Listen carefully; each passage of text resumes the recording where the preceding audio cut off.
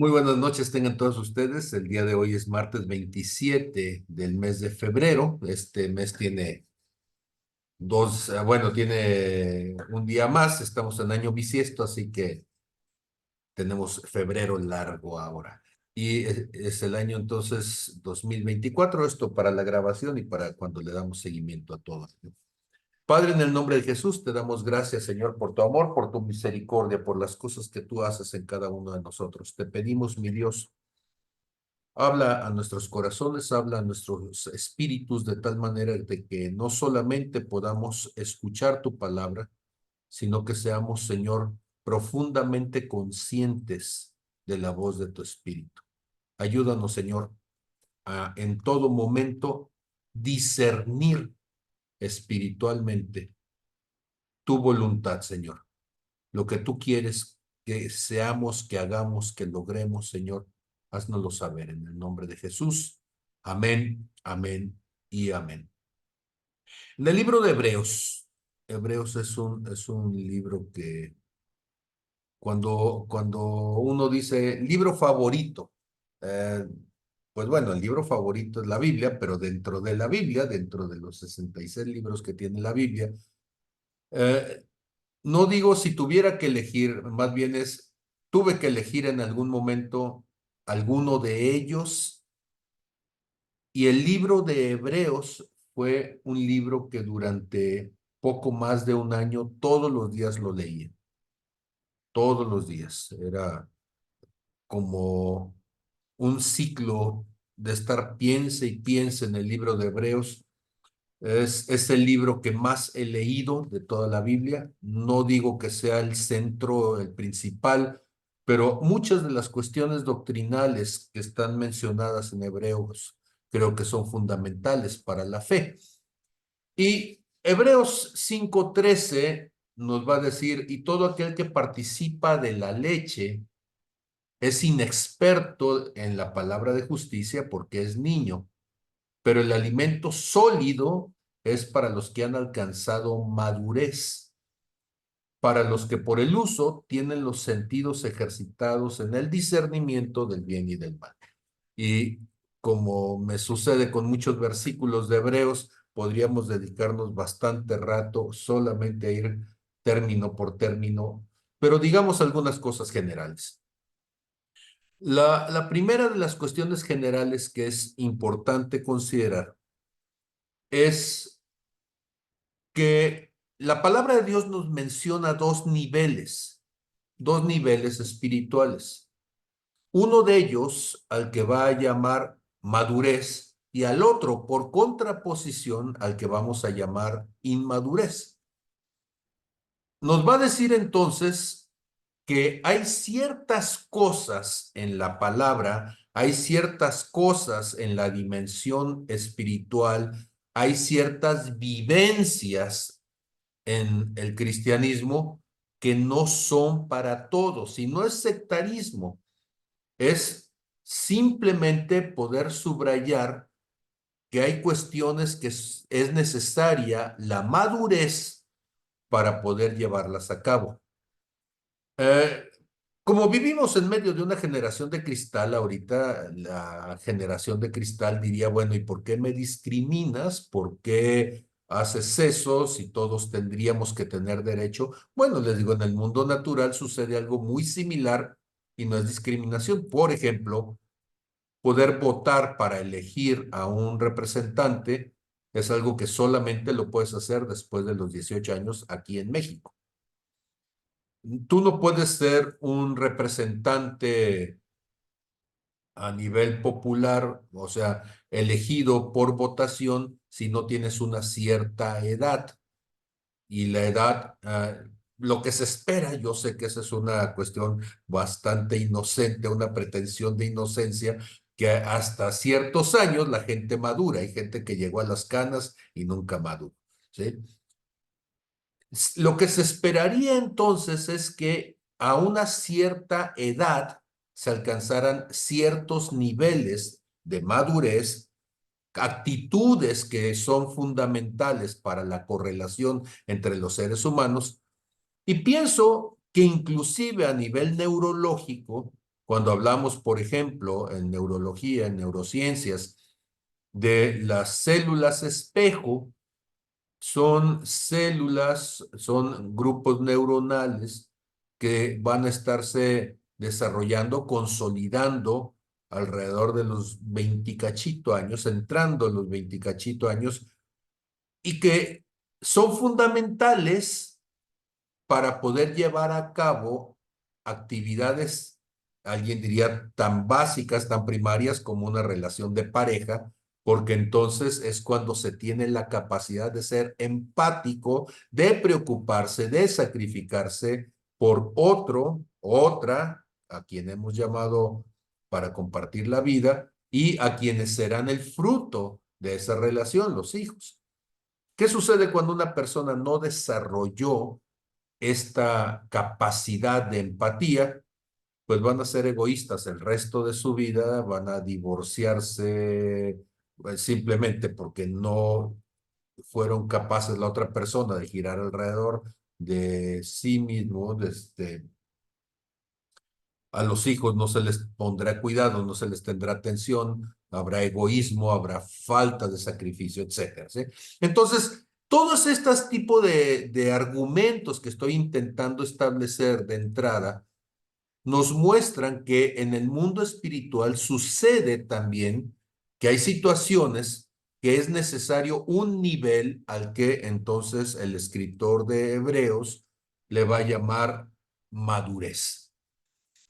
Y dice el verso 14, pero el alimento sólido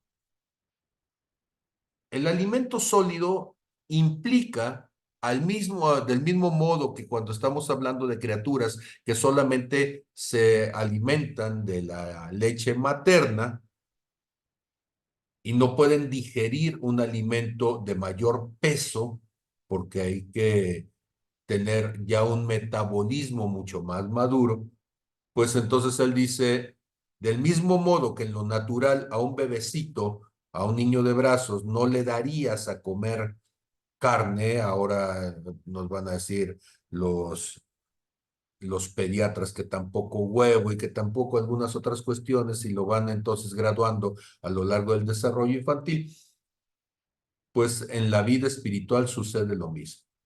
Y nos dice que la manera de madurez está relacionada con un término al que le hemos dedicado más de alguna ocasión algunos comentarios. Y dice, para los que por el uso, para los que por el uso tienen los sentidos ejercitados en el discernimiento, y esta palabra discernimiento la vamos a checar entonces aquí a la vista de ustedes, en el griego del Strong es la palabra griega 1253, y esta palabra 1253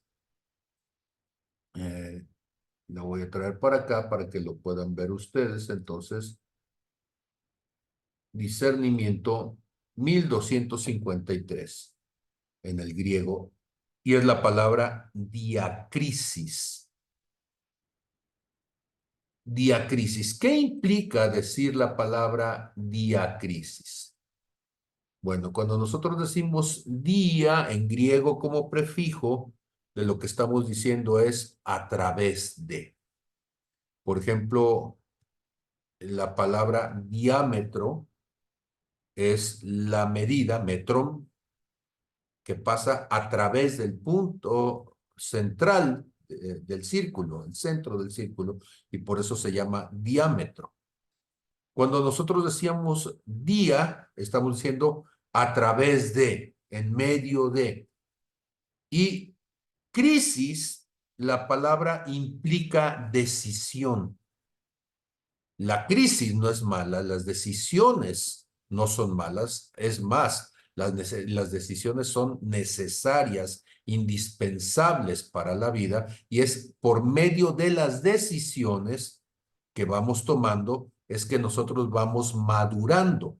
Y este es el principio fundamental del que vamos a estar hablando.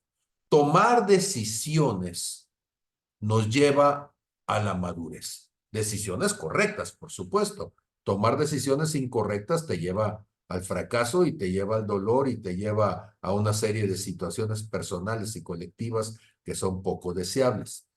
Entonces, diacrisis, por medio de las decisiones, vamos a madurar.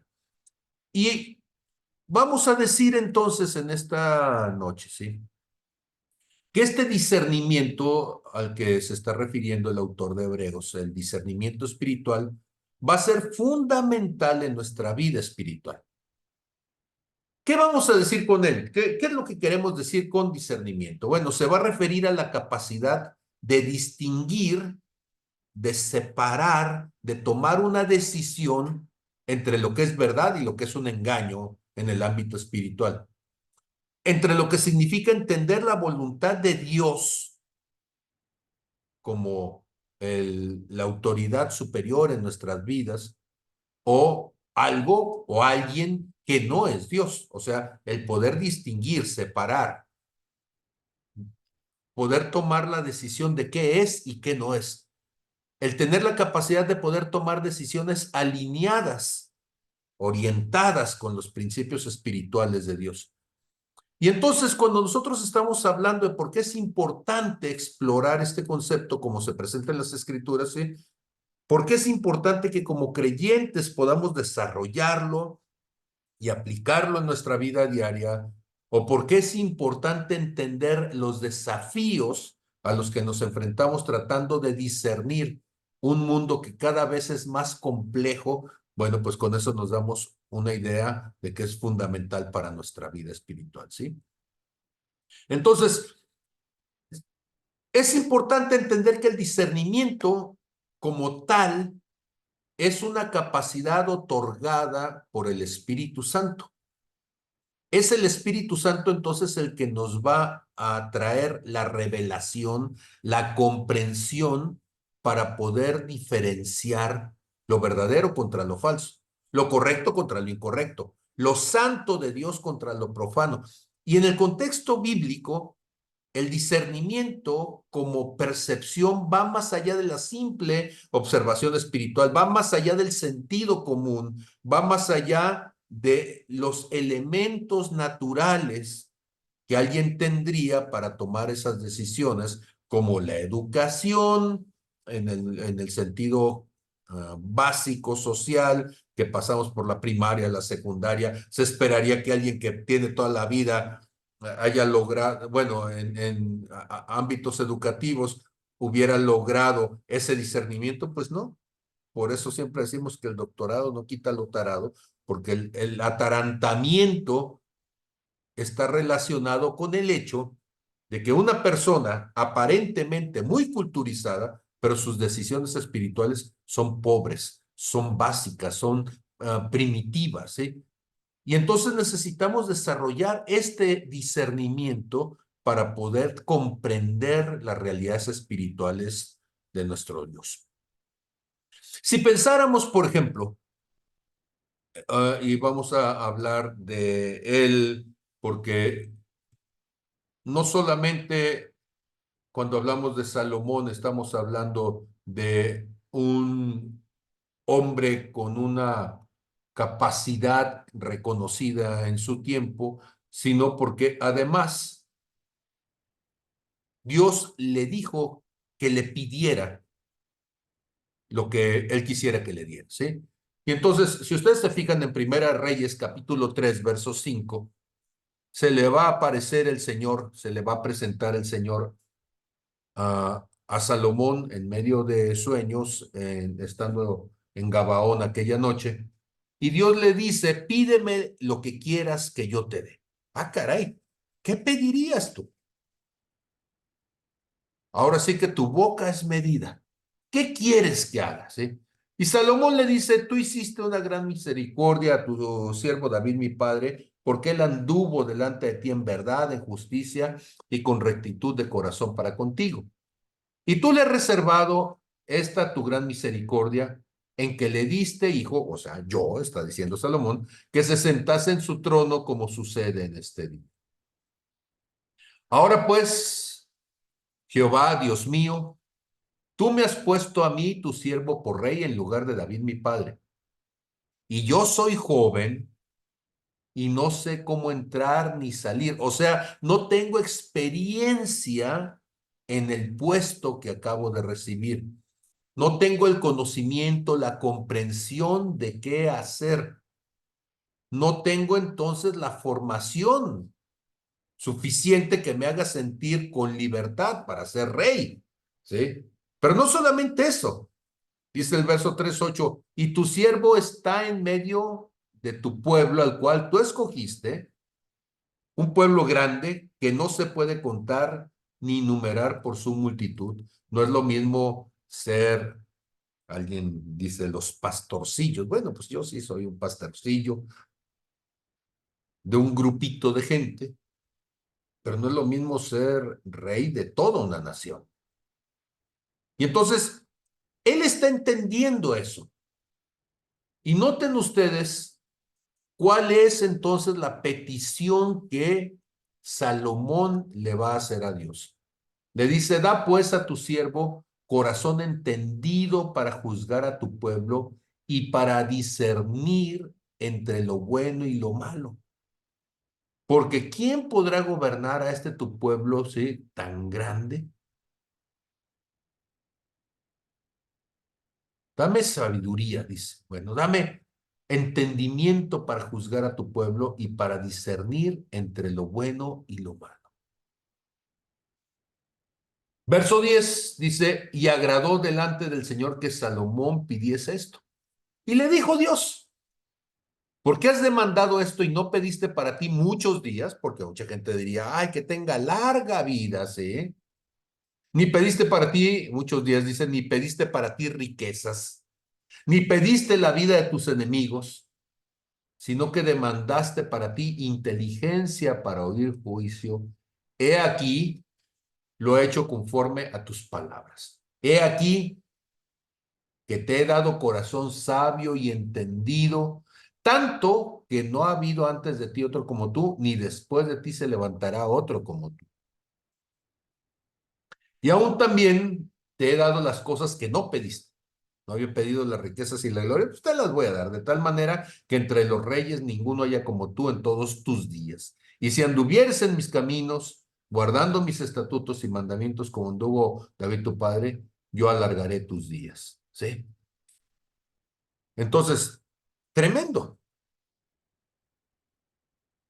Capacidad para poder juzgar, pero juzgar, entonces, no solamente es juzgar, imponer un castigo, imponer una pena a alguien. Juzgar significa distinguir. Juzgar significa establecer lo justo, establecer lo correcto. Y quiere Salomón entonces discernir entre lo bueno y lo malo. Si notan ustedes, en Génesis capítulo 3, gran parte del problema en la historia de la humanidad es precisamente esta falta de discernimiento, porque desde el principio Dios le dice al ser humano, ¿sí?, que tiene que ser cuidadoso al elegir. Verso 2:17 de Génesis, Génesis 2:17, más del árbol de la ciencia, del bien y del mal no comerás, porque el día que de él comieres ciertamente morirás.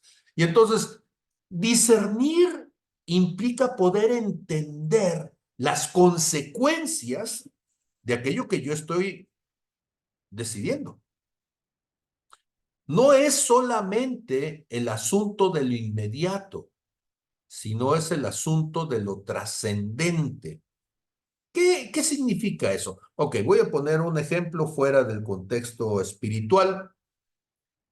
Cuando era chamaco, fui representante de ajedrez aquí en el contexto local. Y dejé de hacerlo porque mi pensamiento era obsesivo, compulsivo y no podía dejar de pensar y era cansadísimo pasar días y días entre lo que hice, lo que no hice, lo que debería haber hecho, etcétera, etcétera. Pero una de las cosas que me llamaba mucho la atención es que los mejores jugadores de ajedrez son aquellos que no solamente saben cuál es la siguiente jugada, sino que son capaces de poder distinguir una serie de eventos, 5, 10, 15, 20, 30 jugadas, que son muchísimas. Ahora, algunos lo pueden hacer, en mi experiencia, lo vi, lo entendí también yo, estudiando todas las posibilidades. Y entonces ya no solamente era la habilidad natural, sino que además era la capacidad desarrollada de estar pensando cómo era una apertura y hay aperturas abiertas, aperturas cerradas, aperturas mixtas. Y esas aperturas de memoria había que aprenderse las siguientes 30 jugadas, 40 jugadas en algunos casos, desde el principio y decir, si yo hago esto y él hace aquello, entonces las siguientes jugadas tendrían que ser tal, tal, tal, tal, tal. Eso se llama pensamiento trascendente.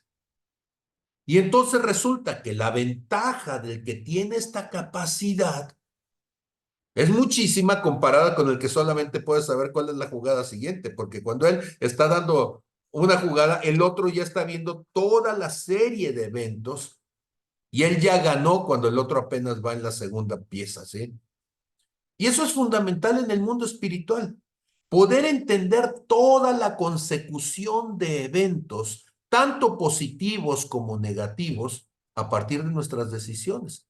Eso es algo que viene precisamente con el discernimiento en la vida espiritual. Y entonces, cuando nosotros pensamos, por ejemplo, en el apóstol Pablo,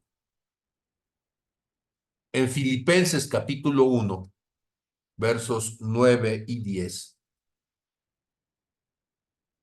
lo comparto entonces, y dice Filipenses capítulo 1, versos 9 y 10.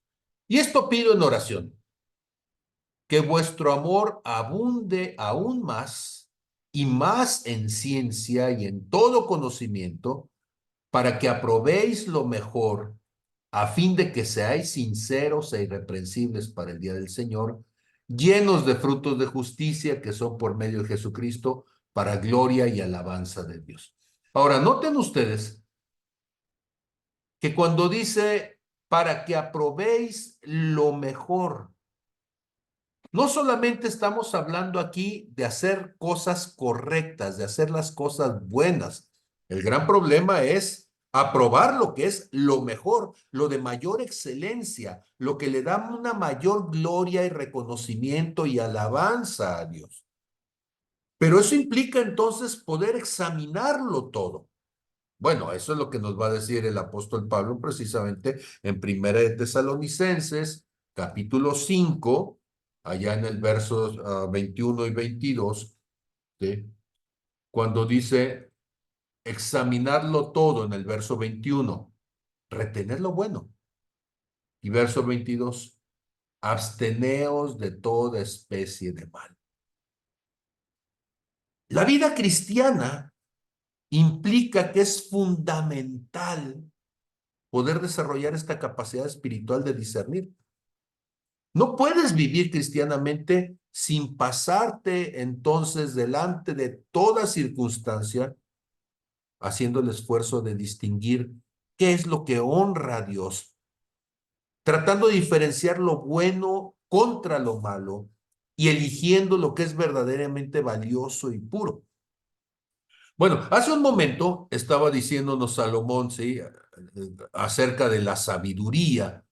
Pero resulta que cuando nosotros vemos en el contexto bíblico, se hablan de estas tres palabras: sabiduría, conocimiento y discernimiento. Pareciera que son las mismas cosas, pero son distintas.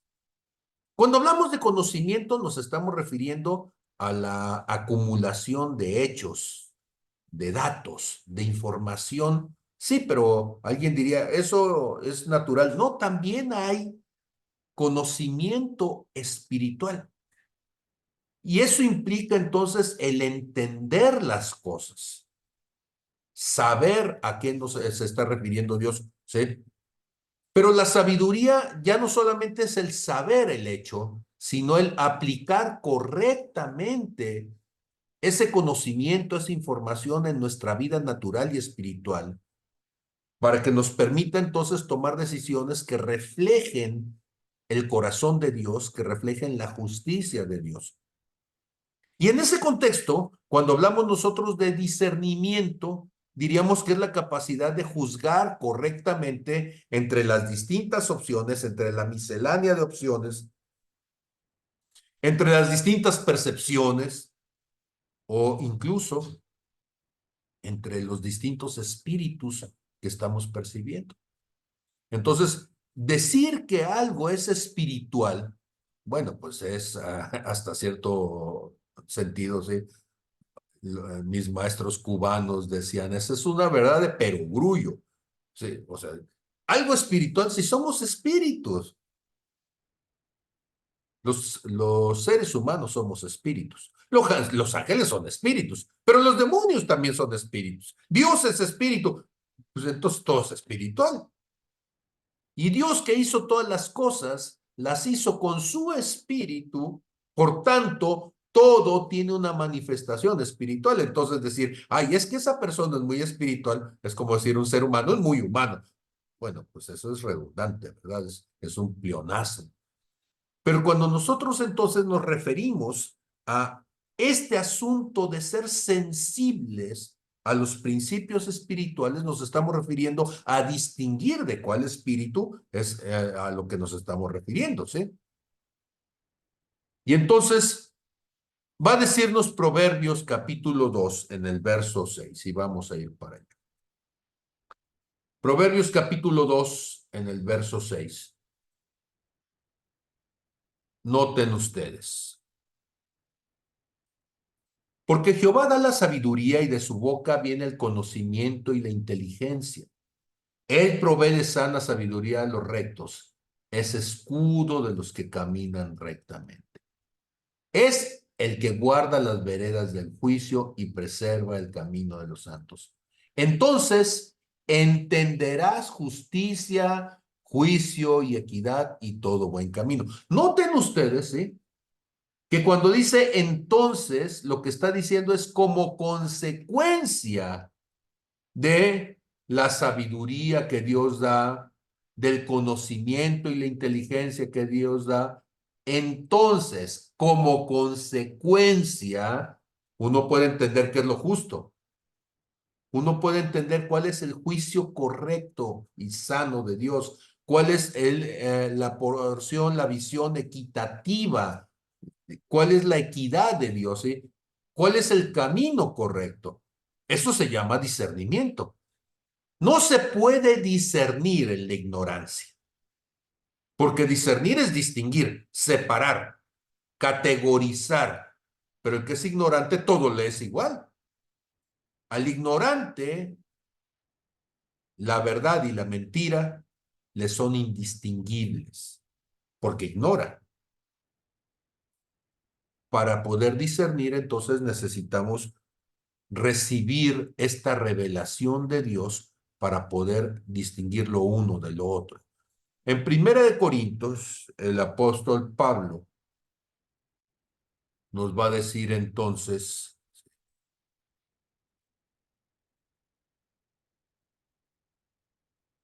Primera de Corintios 12, desde el verso 6, dice, y hay diversidad de operaciones, pero Dios que hace todas las cosas en todos es el mismo, pero a cada uno, dice el verso 7, le es dada la manifestación del Espíritu para provecho. Ojo, no para perjuicio, porque toda buena dádiva y todo don perfecto desciende de lo alto, del Padre de las luces, en el cual no hay mudanza ni sombra de variación. Es la bendición la que enriquece, la que no añade tristeza con ella, ¿sí? Entonces, la manifestación del Espíritu es para provecho de quién? Para provecho nuestro principalmente, de inicio, ¿sí? Y dice el verso 8, porque a este es dada palabra de sabiduría, a otro palabra de ciencia por el mismo Espíritu, a otro fe por el mismo espíritu, a otro dones de sanidades por el mismo espíritu, a otro el hacer milagros, a otro profecía, a otro discernimiento de espíritus, ¿sí? A otro diversos géneros de lenguas y a otro interpretación de lenguas.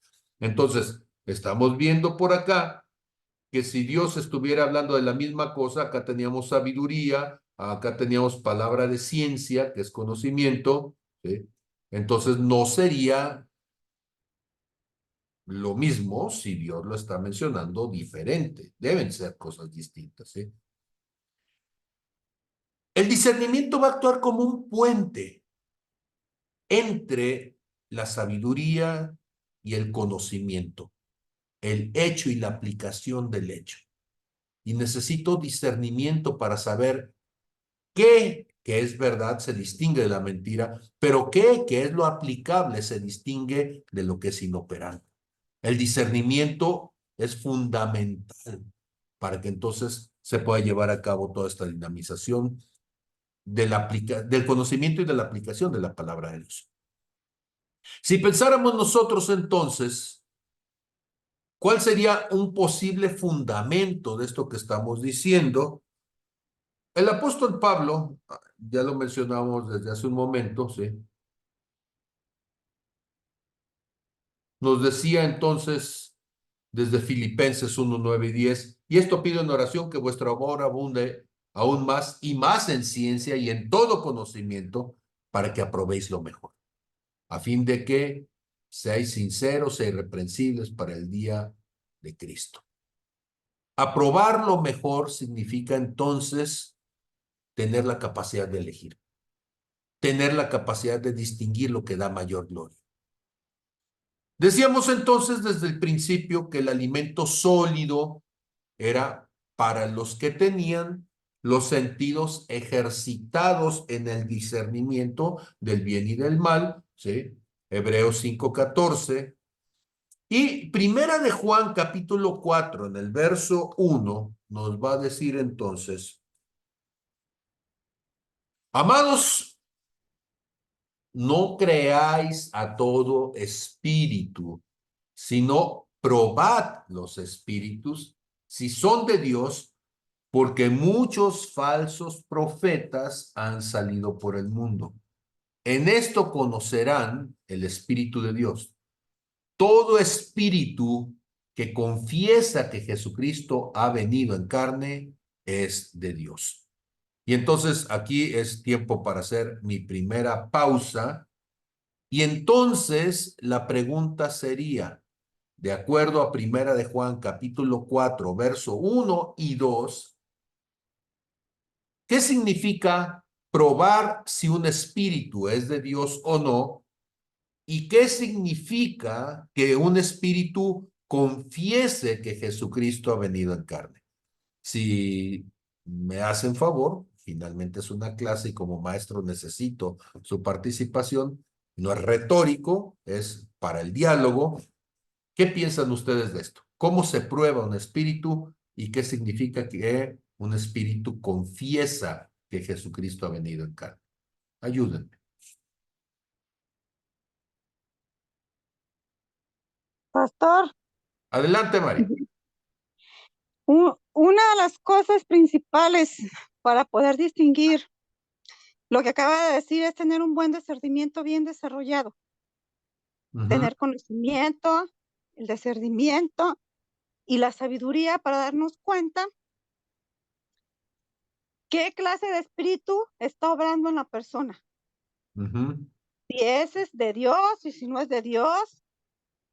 Esa es una de las principales cosas que debemos de tener nosotros y debemos de madurar. Tener un buen discernimiento, tener la sabiduría y el conocimiento. Pero ¿cómo se quiere todo eso? ¿Cómo lo vamos a obtener nosotros? A través de la intimidad con Dios. ¿Para qué? Porque ese es un don de Dios. El discernimiento es un don de Dios porque van juntos el discernimiento y ciencia.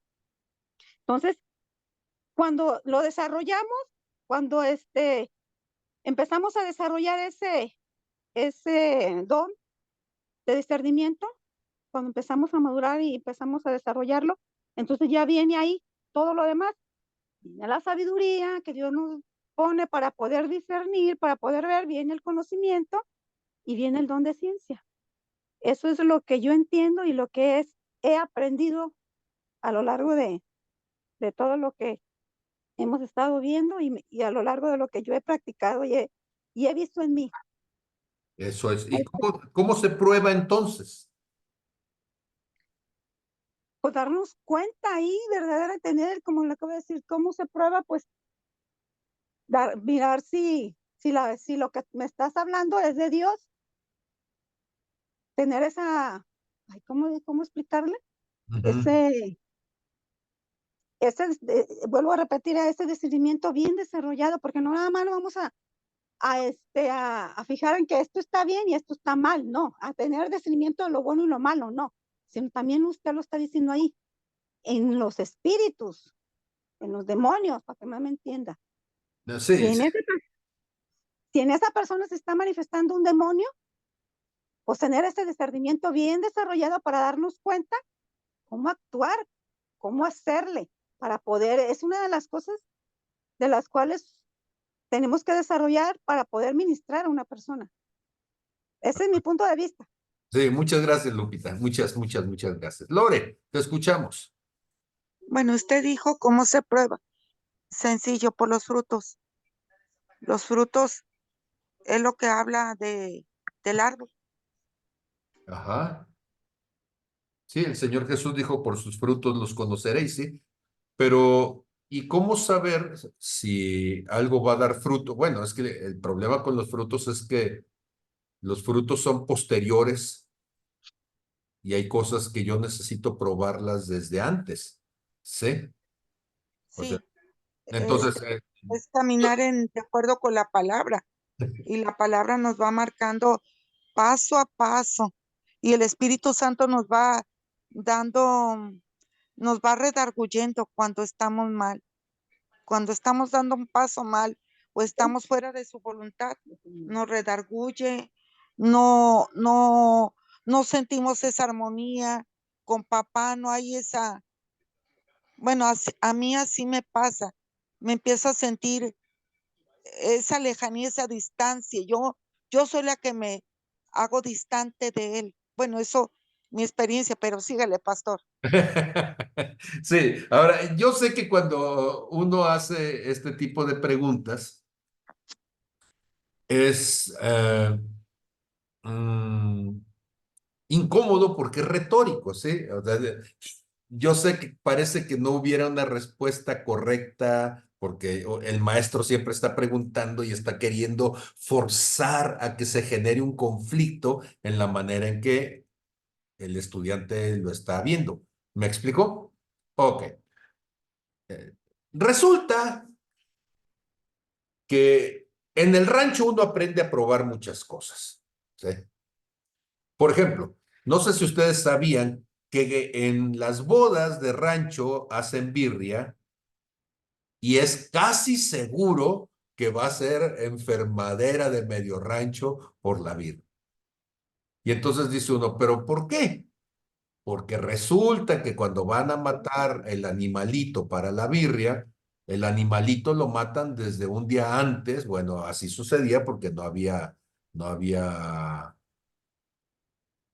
refrigeradores en el rancho. Agarraban la vaca, la boda iba a ser al día siguiente, pero se necesita mucho tiempo para hacer la birria. Entonces agarraban al becerro, agarraban a la vaca, lo que fueran a hacer, la mataban en la noche, le quitaban la piel, lo hacían los pedazos y total de que metían la birria a empezar a cocerse por ahí en la madrugada. Y se empezaba a cocer y salía más o menos como a media mañana la birria, ya estaba cocida. Hacían los frijoles y cuando sacaban la birria no había refrigerador, ni la seguían hirviendo a lo largo del día y entonces comenzaba el proceso de fermentación y más o menos ya como a las 6, 7 de la tarde, 8 cuando ya era de la hora de servir, pues ya tenía unas 6, 8 horas a la intemperie y el proceso de fermentación ya había comenzado. Y entonces, ¿cómo se probaba? ¿Qué significa probar? Probar, y alguna vez poníamos dimos esta predicación hace días de que Dios tenía un pensamiento de ingeniero. Probar significa hacer cosas para evidenciar. ¿Sí? Y entonces, una de las cosas que hace la gente de rancho es le da vuelta con la cuchara a la cazuela. Y si está entonces fermentado, van a salir burbujitas. Esa es una prueba de que el proceso de fermentación ya comenzó. Si la persona tiene una alta capacidad, ¿sí?, sensitiva en la boca, va a sentir que la comida que está fermentada empieza a agriarse, o sea, el proceso de acidificación ha comenzado y el sabor de la comida cambia. Por eso las viejas mañosas le echaban entonces un montón de hierbas y le echaban orégano y hierbas de olor y un montón de cosas para que la gente no se diera cuenta de que ya estaba fermentándose. Pero las burbujitas, pues le echaban entonces bicarbonato y con el bicarbonato lo que hacían era bajar el nivel de acidez para que ya no salieran las burbujitas. Todo eso podía engañar al ojo, ya no hay burbujitas. Podía engañar al sentido del gusto porque ya no sabía ácido, ya habían echado carbonato. Le habían engañado al olfato porque le habían echado, ¿sí?, las hojas de orégano y el puño de cosas. Pero al que nunca engañaron fue a la tripa. Y entonces, como ya estaba literalmente acedo, medio rancho, pues al día siguiente tenía diarrea. ¿Sí? Quiero que se entienda con este ejemplo burdo que los seres humanos hemos aprendido a probar. Y probar significa hacerle un examen, hacerle una prueba, para que entonces manifieste si algo es o no es verdadero. Por ejemplo, tenía pensado esto y no lo puedo hacer con toda la cualidad que quisiera. Aquí tengo billetes para el ejemplo de 4 denominaciones. El primer billete que ustedes ven aquí se alcanza a ver que es un billete de una denominación de 20 pesos. El siguiente billete es un billete de 50 pesos. Ahí está, el billete de 50 pesos. Luego tengo un billete de 100 pesos. Y después tengo un billete de 500 pesos. Aquí está. Me hizo falta uno de 200, pero me va a servir para poder mostrar algo. Alguien diría que los billetes son iguales. Bueno, señal de que no conoce los billetes. Porque todos los billetes, el más pequeño de valor es el más pequeño de tamaño. Y el siguiente va aumentando el tamaño, va aumentando el tamaño, va aumentando el tamaño. Y ahí se nota el brinco entre el de 100, ¿sí?, y el de 500, porque ahí iba uno de 200, que es el tamaño que sigue. Esto que acabo de hacer, aunque parece una tontería, es una primera prueba de que los billetes, ¿sí?, pueden ser posiblemente verdaderos porque tienen distintos tamaños. ¿Qué otra prueba podríamos hacer con los billetes? Si los pusiera a contraluz, y aquí se alcanza a ver este espacio, perdón, este espacio de aquí, los billetes en México tienen un espacio, ¿sí?, los que son de acetato, que son transparentes. ¿Esto para qué? Para que si alguien le saca una copia fotostática en papel bond, quede muy claro de que a la simple vista que ese billete podría ser falso. Si lo ponemos nosotros a contraluz, van a encontrar que los billetes también tienen una cinta brillosa, que es un holograma, y tiene una marca de agua por aquí, que cuando le pasa la luz a través de eso, se tiene que ver la cara de este señor que está aquí, que es Benito Juárez. Este mismo rostro que está aquí, se tiene que ver a contraluz acá, etcétera, etcétera, etcétera. Quiere decir que cuando yo conozco las características de un billete verdadero y no la encuentro en un billete que le sacaron fotocopia, diría, ese es falso, porque le falta esa característica. En los bancos, cuando entrenan a las personas que son cajeros, alguna vez le pregunté a alguien que trabajaba ahí como cajero, ¿sí? ¿Cómo le habían enseñado a identificar los billetes? Eso me gustó mucho el ejemplo y lo he usado a lo largo de los años, porque no te entrenan, de inicio no te entrenan enseñándote los billetes falsos. Te enseñan el billete verdadero, ¿sí? Porque billetes verdaderos va a haber uno de a 500, nada más, ¿sí? Y todos los falsos van a ser los que no se parezcan al billete verdadero. Tú te aprendes el verdadero, todas sus características, que son muchísimas, son no sé si 20 y tantas, 30, no sé cuántas son, pero son muchísimas características, y un especialista es aquel que las conoce todas y las puede sentir de diferentes maneras. Por ejemplo, los ponen a ellos a contar billetes y ellos aprenden a contar rápido y les meten pedazos de papel, de distintos tipos de papeles, ahí donde están contando. Ellos están con los ojos cerrados y mientras están contando, los entrenan para que cuando llegue el pedacito de papel ese que no es igual, ellos se detienen y dicen, este parece que no es. Y abren los ojos, abren los ojos, se quitan la venda y ya se fijan si efectivamente fue o no fue. Y entonces ellos tienen que aprender a sentir con sus dedos que el papel es diferente. Tienen que aprender a ver que hay algunos que tienen colores diferentes y hay billetes de entrenamiento para la banca que, por supuesto, en una parte dicen falso, billete de entrenamiento, ¿sí? Sin valor comercial. Pero la idea es que con eso ellos están haciendo la prueba de que algo es verdadero o no lo es. ¿Qué es el discernimiento? Es la aplicación de ese conocimiento. Primero necesitas saber la verdad y luego necesitas aplicarlo para distinguir lo que es de lo que no es.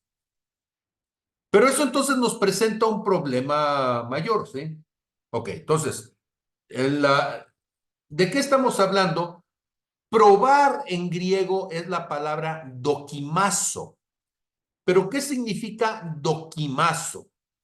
Bueno, la palabra de origen es la palabra dóquimos. Y la palabra dóquimos es la que interpretaríamos nosotros como algo que es aceptable. ¿Has ido a un restaurante y te dan a probar algo y tú dices, guácala, no está rico, le faltó cocerse? Le faltó, o le pusieron un jitomate que ya estaba pasado, hicieron un agua de limón con uno de esos limones de guarachero, decíamos nosotros en el rancho. Los limones de guarachero eran los limones que ya se habían caído del árbol y al caerse del árbol por maduros ya están pasados y los guaracheros entonces los compraban para exprimirlos y con ellos empezar el proceso de curtido de carne. Bueno, de curtido de las pieles y demás, ¿sí? De los guaraches. Y entonces la broma era esa, ¿sí? Que alguien los había hecho el agua de limón con limones de guarachero, ¿sí? Porque ya no servían.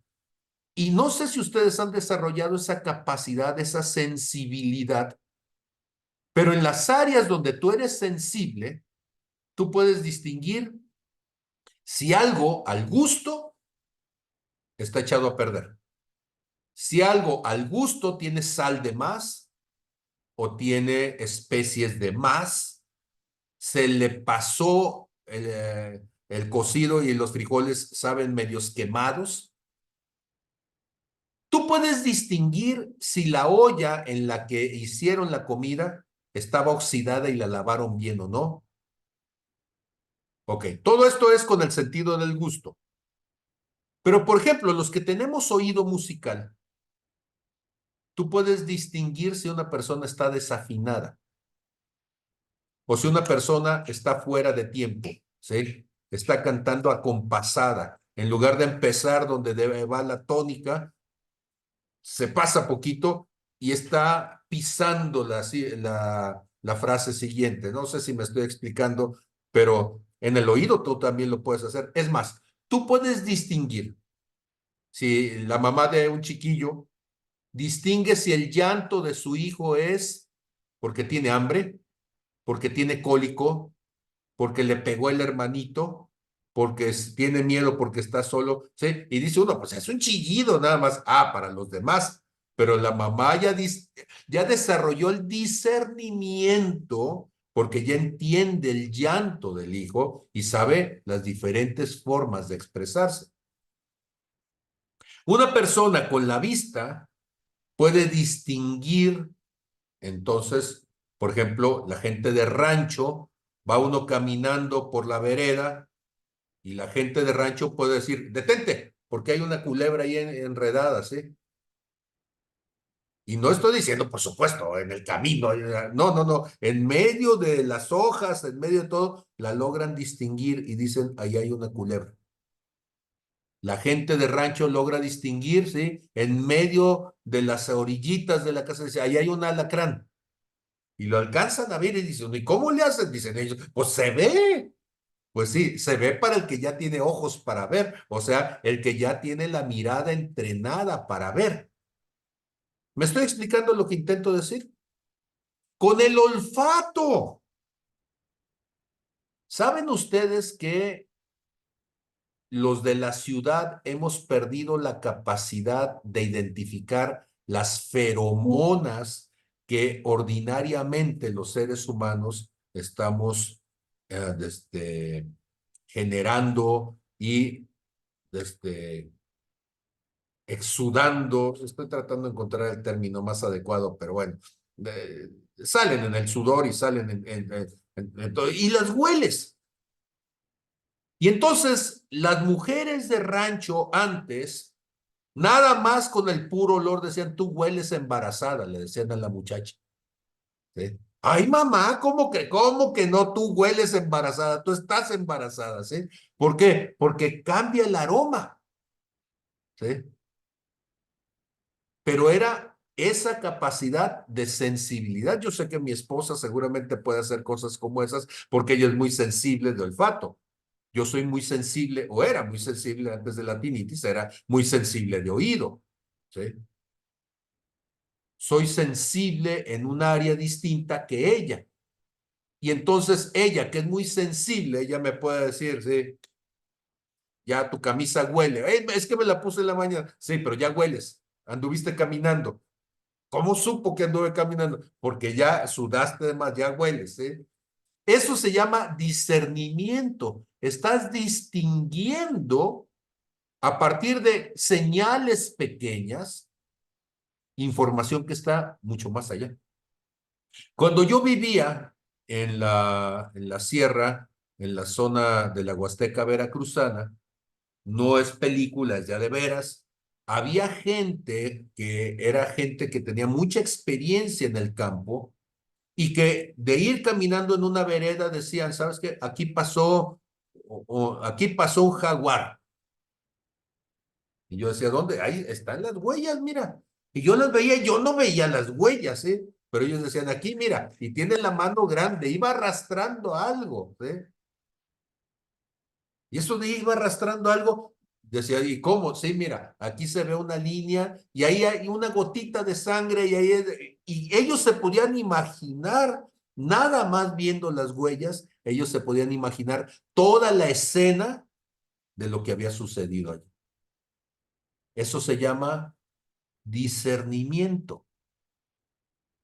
Por discernimiento se volvió famoso un personaje de Conan Doyle, ¿sí? Que se llama Sherlock Holmes, ¿sí? Y cuando el doctor Watson que estaba con él le decía, Sherlock, pero ¿cómo llegaste a esa conclusión? ¿Y qué le decía Sherlock Holmes? ¿Elemental? Mira, y le empezaba a decir, es que esta güey, es que esto tal, tal, tal, tal, tal. Él estaba discerniendo todas esas señales para poder decir como conclusión, esto es lo que está pasando. En lo espiritual eso es fundamental. Entonces, cuando nosotros decimos dóquimos, de lo que estamos diciendo es que hay cosas que nosotros no son aceptables. Vuelvo al asunto, lo pruebo, me suena sabroso, digo, sí, está rico, eso es aceptable. Entonces, eso sería doquimazo. Pasó la prueba del gusto. O para los que tienen buen oído, agarran y le pegan con la varita al metal y tiene que sonar de una cierta manera y dicen, doquimazo, ¿sí? Está afinada la guitarra, pasó la prueba, porque tiene un buen oído musical. Doquimazo, están pintando un cuadro y dice, quedó bien hecho el trazo, quedaron bien mezclados los colores, quedó bien hecha la figura. Doquimazo, pasó la prueba. ¿Me estoy explicando lo que intento decir? Pero hay una segunda palabra que le hemos dedicado en algún momento eh, un pedacito para la explicación, pero ahora la necesito volver a dar. Y dice entonces, primera de Juan, capítulo 4, verso 2. En esto conocerán el Espíritu de Dios, o en esto conozcan el Espíritu de Dios. Y viene esta frase que mucha gente no entiende lo que está diciendo. Todo espíritu que confiesa que Jesucristo ha venido en carne es de Dios. Y todo espíritu que no confiesa que Jesucristo ha venido en carne no es de Dios. Y este es el espíritu del anticristo, el cual vosotros habéis oído que viene y que ahora ya está en el mundo. Pero, ¿qué es que confiesa? Sí, yo sé, en el contexto cristiano va a decir, bueno, pues el que dice, es que Jesucristo es Dios, porque eso es confesar. Bueno, en esta ocasión no. En esta ocasión necesitamos irnos al griego para entender de qué está hablando. Y la palabra que aquí estamos traduciendo como confesar es la palabra homologueo. Homologueo. Homologueo significa, homo, ¿sí? Significa igual. Entonces, homologueo, homo, no estamos hablando del homo en latín, no. Acá estamos hablando del homo griego. Y el homo griego es igual, lo mismo, en el mismo sentido, que vale la misma cosa. ¿Sí? El homo. Y logeo viene de logos. Cuando nosotros estamos hablando de homologueo, estamos diciendo que dice lo mismo. Homo, igual, lo mismo. ¿Sí? Logos, la palabra, lo que se dice, lo que se habla, lo que se expresa. Y entonces, cuando nosotros decimos homólogo, nos estamos refiriendo a alguien de quien se dice lo mismo. Por ejemplo, Javier Milei, Javier Gerardo Milei, es el presidente de la República Argentina. Andrés Manuel López Obrador es el presidente de los Estados Unidos mexicanos. Joe Biden es el presidente de los Estados Unidos de Norteamérica. Ok, cada uno de ellos es homólogo. Putin es el homólogo en Rusia de lo que equivale Joe Biden en Estados Unidos, de lo que equivale desde Nayib Bukele en El Salvador, o de lo que equivale Petro o de lo que equivale cualquiera que esté como primer mandatario, como primer dignatario de un país. Y a esa igualdad de funciones, a una hora se le dice homólogo.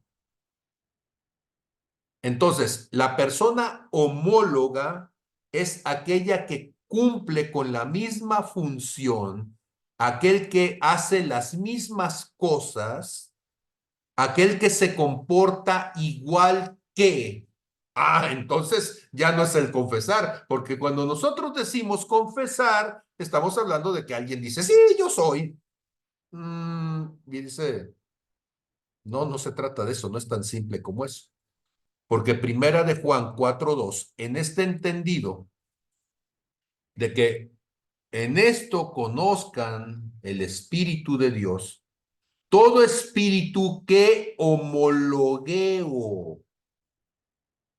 La frase acá es una frase que necesitamos reinterpretarla, traducirla de una forma un poco distinta para que entendamos todo espíritu que es homólogo a Jesús venido en carne. O dicho de otra manera y muy a mi rancho, todo aquel que vive como Jesús, todo aquel que se comporta como Jesús, todo aquel que hace las mismas cosas que Jesús hizo. ¿Sí? Ok. Resulta que cuando nosotros pensamos en este homologueo, nos va a decir entonces, Primera de Juan, capítulo 2, verso 6, permítanme, tengo que guardar esto aquí, y Primera de Juan, capítulo 2, en el verso 6, esto es lo que nos va a decir homologueo. Noten ustedes, el que dice que permanece en él, que dice la frase siguiente, debe de andar como él anduvo. ¿Qué sería homologueo? Andar como él anduvo, hacer lo que él hizo, vivir como él vivió. Homologueo está implicando entonces que nuestra conducta sea la misma de Jesús, nuestros actos sean los mismos de Jesús.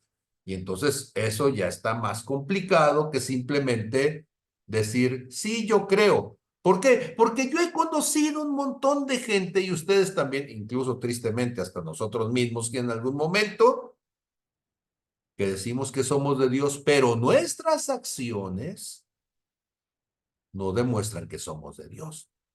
O sea, el pastor que anda embarazando a las muchachas de la congregación, o el pastor que le roba las finanzas a la gente de la congregación, o el pastor que manipula, o el pastor que miente, pues él está diciendo que Jesucristo vino en carne y está predicando todos los domingos con la Biblia en la mano.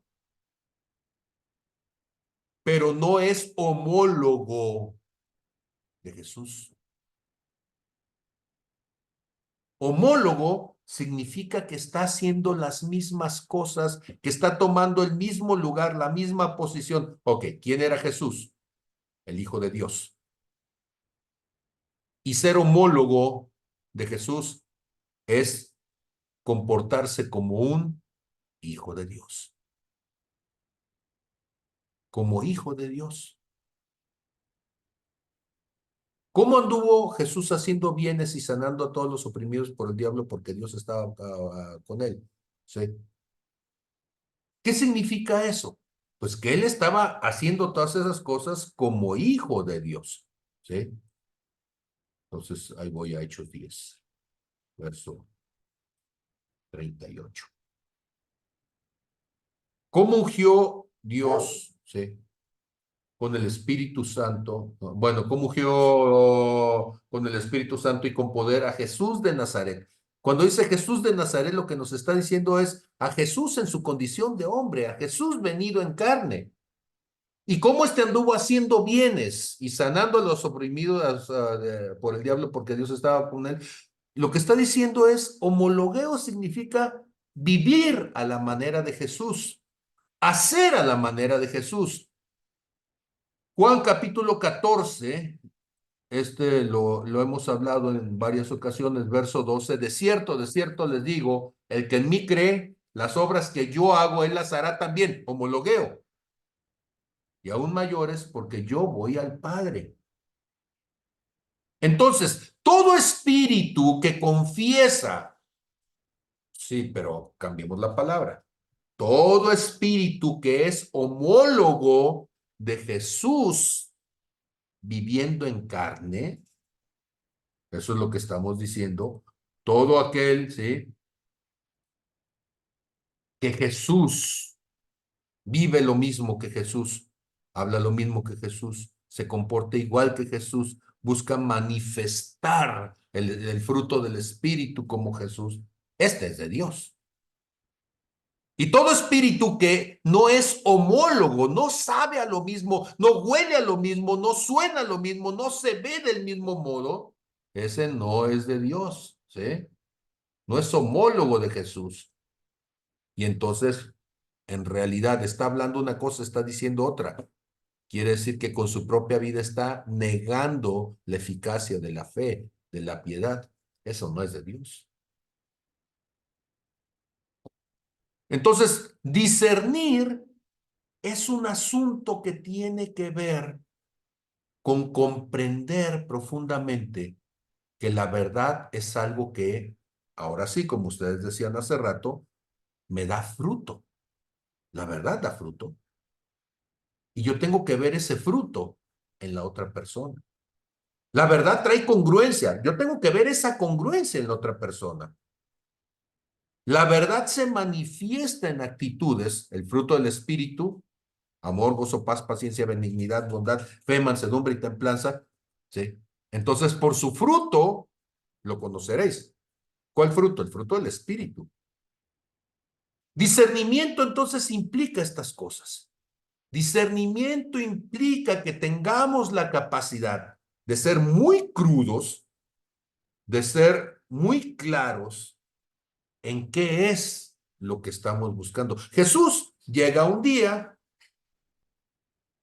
con una higuera y empieza a buscar entre sus ramas, empieza a buscar el fruto.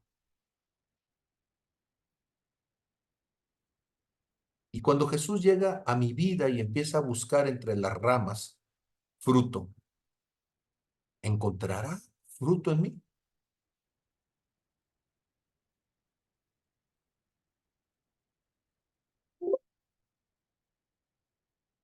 El problema entonces es ese, ¿sí? ¿Qué es lo que encuentra Jesús? ¿Qué es lo que encuentra Jesús? Porque muchas veces no encuentra lo que andaba buscando. Cuando el Hijo del Hombre venga, ¿encontrará fe? Sí, fe como la de Jesús. No fe como la de, híjole, pues no sé ni quién, pero para poner un mal ejemplo, la del pastor. Entonces, ¿la fe de quién? La fe de Jesús. ¿Encontrará el amor como el amor de Jesús? La higuera se excusó diciendo, o se excusaron los discípulos diciendo, es que no es tiempo. Y tenemos que entender entonces que las temporadas de dar fruto no son las temporadas de lo humano. La temporada es cuando Dios llega, es tiempo de. Cuando Dios llega a tu vida, es tiempo de dar fruto. No es después, es tiempo de dar fruto. Y esto es algo que es muy incómodo, ¿sí? Y yo sé que a nadie nos gusta que nos digan cosas incómodas, ¿sí? Pero el mensaje de Juan el Bautista nos muestra que este asunto de dar fruto es un asunto que viene desde el anuncio de Jesús antes de. Juan el Bautista, en Mateo 3:7, al ver que muchos de los fariseos y de los saduceos venían a su bautismo, en lugar de decir, mira qué bueno, la gente está viniendo a bautizarse, ¿sí? Noten ustedes el discernimiento que tiene Juan el Bautista, porque les dice, generación de víboras, ¿quién les enseñó a huir de la ira venidera? O sea, ustedes no están viniendo con la actitud correcta, no están viniendo por el motivo correcto, no están haciendo las cosas porque verdaderamente quieren cambiar. Ustedes lo que están haciendo es una excusación de conciencia. ¿Quieren verdaderamente entregarse al Señor? Hagan pues frutos dignos de arrepentimiento y no estén justificándose a sí mismos, no estén empezando a decir dentro de ustedes mismos, Abraham tenemos por padre, porque yo les digo que Dios puede levantar hijos a Abraham aún de estas piedras. ¿Eh? Eso es discernimiento. Horrible, ¿verdad? Sí, pero eso es discernimiento. Está diciendo, esa no es la actitud. ¿Cómo se nota que una persona realmente está teniendo frutos dignos de arrepentimiento? ¿Cuál es el fruto? ¿Sí? Porque nosotros de repente se nos olvida, ¿sí? ¿Cuál debería de ser? Y entonces tenemos necesidad de que el Señor nos vuelva a contar las historias, ¿sí? Frutos dignos de arrepentimiento. En Lucas capítulo 19 encontramos a un hombre que era chaparrito y que vivía en Jericó y que cuando Jesús pasaba por allí se subió a un sicómoro, ¿sí? Pero para que rime la canción dice un sicómoro, ¿sí? Y entonces cuando Jesús le dice, Zaqueo, baja de ahí, baja del higo, de la higuera, porque esta noche voy a ir a cenar a tu casa. Y Jesús va, la gente se mete, no están discerniendo lo que está sucediendo con Zaqueo. Y al ver esto, dice en el verso 7, 19:7, todos murmuraban diciendo que había entrado a posar con un hombre pecador. Se metió el maestro, se contaminó yendo a la casa de Zaqueo. Y entonces Zaqueo, puesto en pie, le dice al Señor, he aquí, Señor, la mitad de mis bienes doy a los pobres. Y si en algo he defraudado a alguno, se lo devuelvo cuadriplicado, al 400%. Eso se llama fruto digno de arrepentimiento. O sea, no está dando solamente la restitución que era el 20%. En lugar de dar el 20%, él está dando el 400%. Está diciendo, ¿sí? Yo sé que hubo gente a la que yo defraudé. Yo sé que hubo gente que yo me aproveché. Yo sé que hubo momentos en donde yo hice cosas que no fueron correctas. Yo lo sé, dice. Pero como yo lo sé y yo quiero cambiar, yo quiero restituirme, yo voy a ir más allá de lo que aún la ley misma me exigiría. Eso es un fruto digno de arrepentimiento.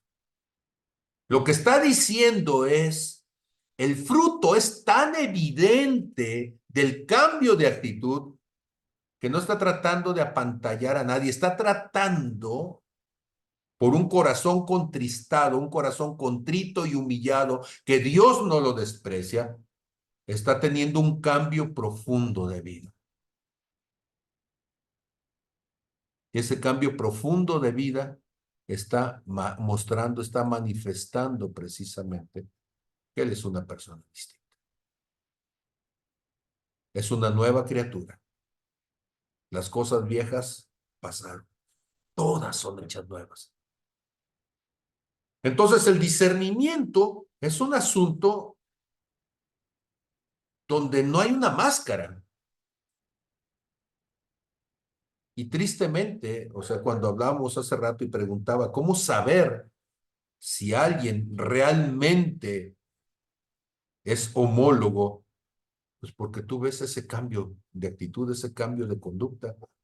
Era un pillo y todo el mundo lo conocía que era un pillo. Y ahora está haciendo todo lo contrario. Y es muy claro cuando uno lo prueba, dice, la actitud es distinta. Ya no sabe a cedo, ya no apesta a podrido, ya no hay una doble intención, ya no hay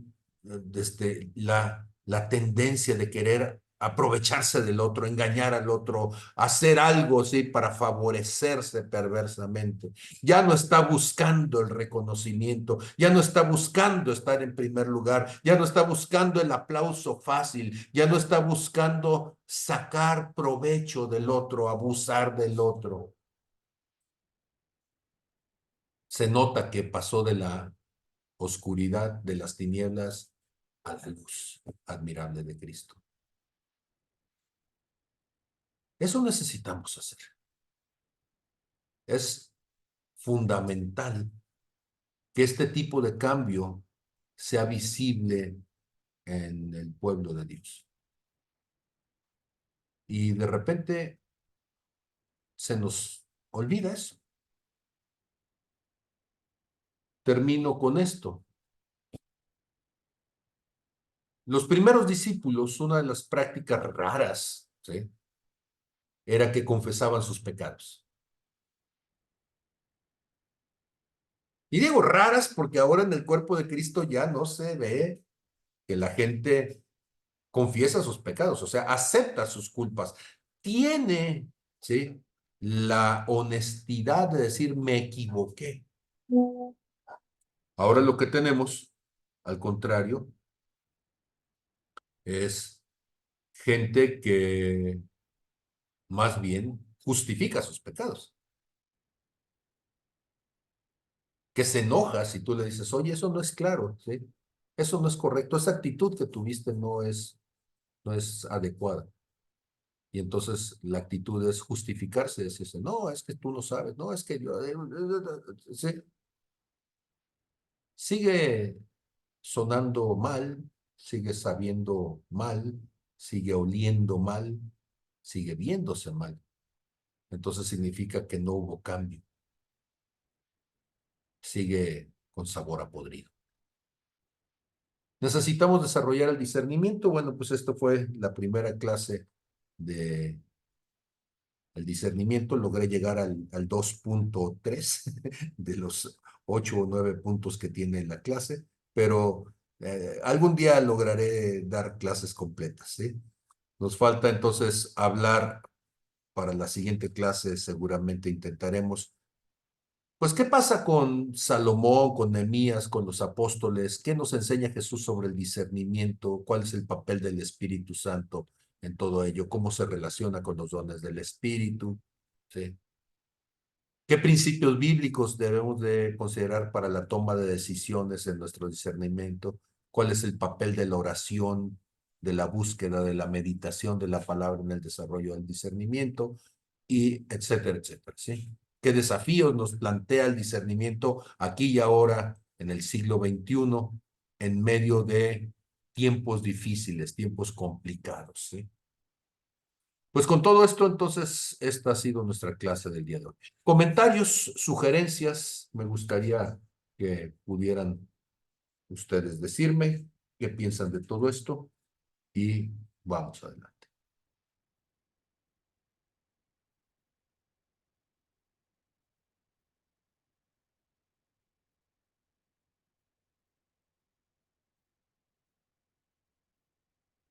Pastor, Romy, antes que me duerma, que ya son las 2 de la mañana acá, sí, 4 horas más.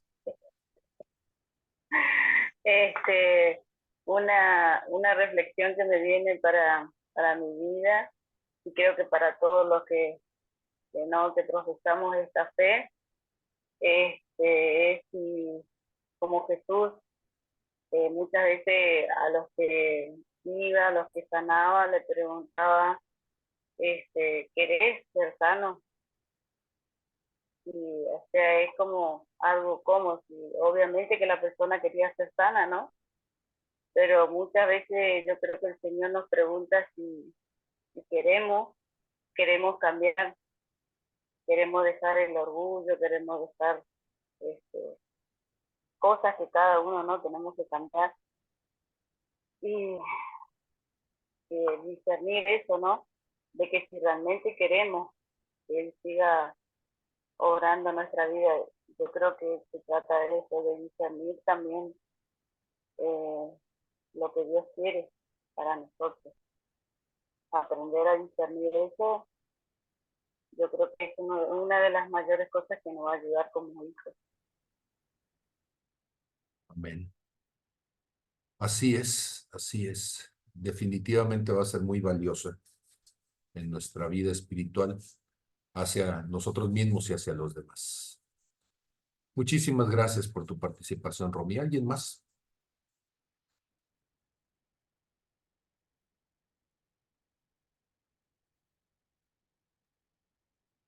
Adelante, querido Fer.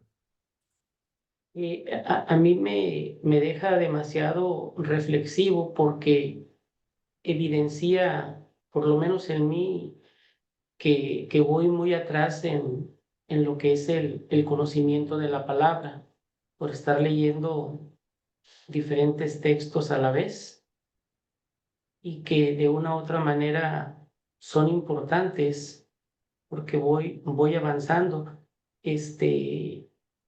Y me hacen entender, este discernimiento me hace entender que muchas veces estuve educado a la inmediatez porque se me facilitaban las cosas y las cosas fueron buenas para mí mientras estuve medianamente muy cercano a hacer las cosas bien, sin malicia, sin maldad y todo.